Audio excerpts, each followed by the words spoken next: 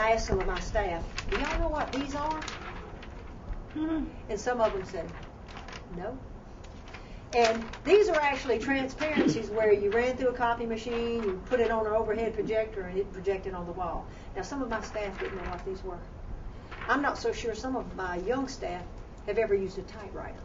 So I've seen us progress from using typewriters to going, 100% everything's online.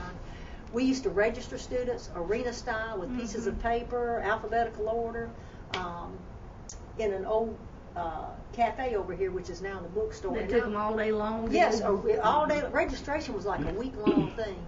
And I remember that. yes, and now our students are registering online. They're taking classes online. Our brochures.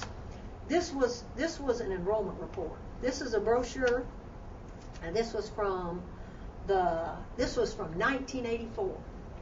This is a brochure, and this was my enrollment report type. This brochure was mailed to approximately 1,200 seniors in our recruiting area. So this was a recruiting report.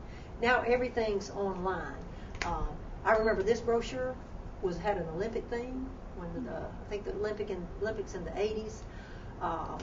And our brochures were simply just typed and stapled.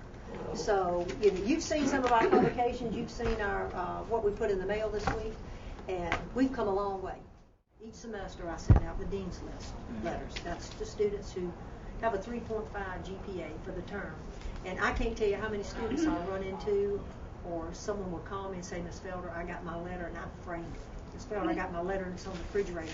We might take things like that for granted, but for a student, that's a big deal. Well, they work for it. They work for it, and we have no idea some of the sacrifices they make to make those good grades. Somebody might be taking care of their child.